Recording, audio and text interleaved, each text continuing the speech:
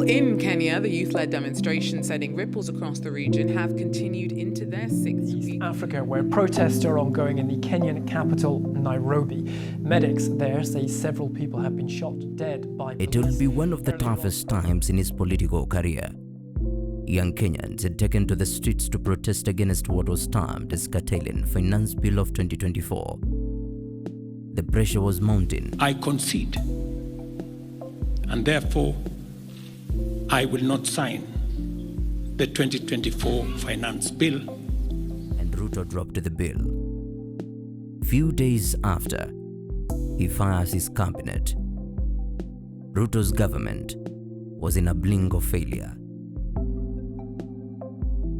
Tonight on TBA, we look into the spreading mass action against unperforming governments across the world.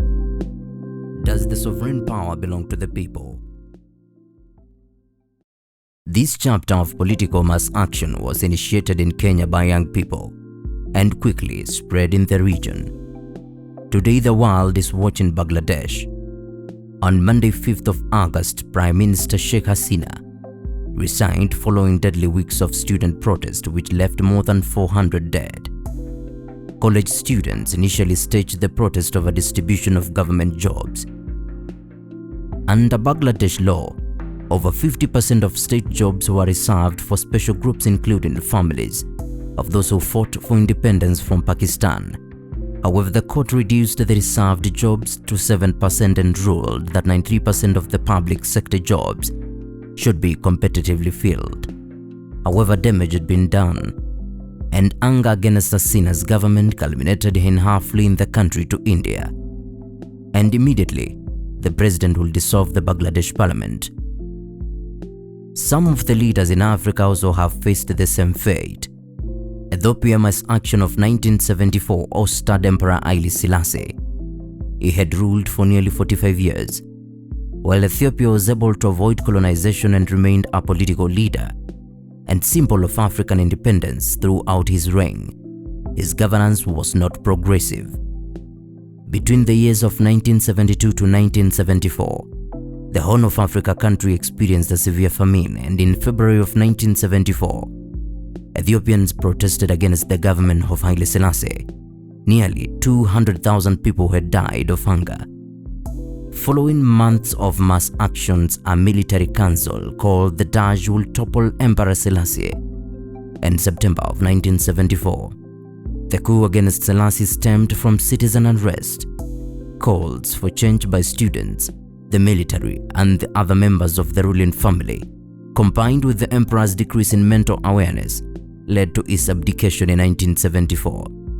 In Somalia, opposition against Barre Saidi's government grew in 1980s due to dictatorial rule, growth of tribal politics, abuses of national security service including Isaac genocide, and the sharp decline of Somalia's economy. In 1991, Barre's government collapsed after 22 years in power, as the Somali rebellion successfully ejected him from power, leading to the Somali civil war and massive power vacuum in its wake. Barre was forced into exile in Nigeria, where he died in 1995 on the way to the hospital after suffering a heart attack. Tunisia. In January 2011, Benson Ali of Tunisia was ousted after young people protested over economic stagnation and lack of jobs. A popular president ousted the president after 23 years in power. And the caretaker government run by his longtime prime minister was struggling to calm tensions. President Ali would later flee to Saudi Arabia. The Egyptian demonstration that ousted President Hosni Mubarak.